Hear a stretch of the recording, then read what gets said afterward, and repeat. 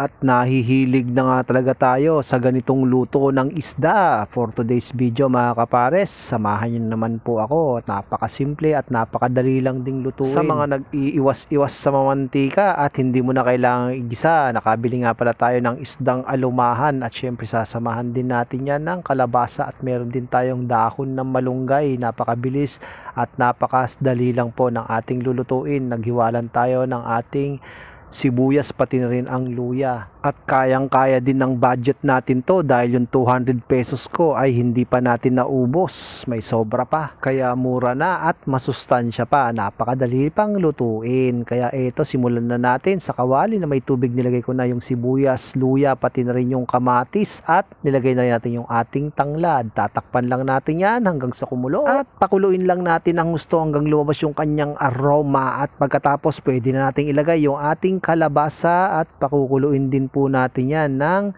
2 minuto at lagyan na rin natin ng patis.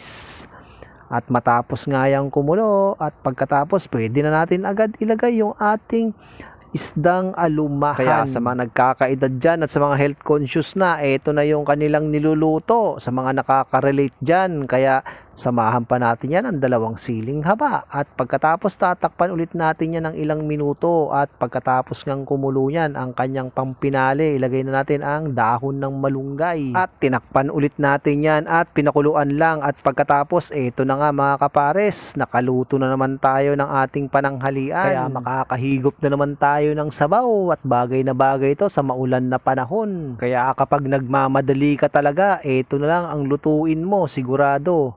Mura na, masustansya pa. Kaya ano pang hinihintay natin mga kapares? Manganta yun. Up. Ako. Manganta yun.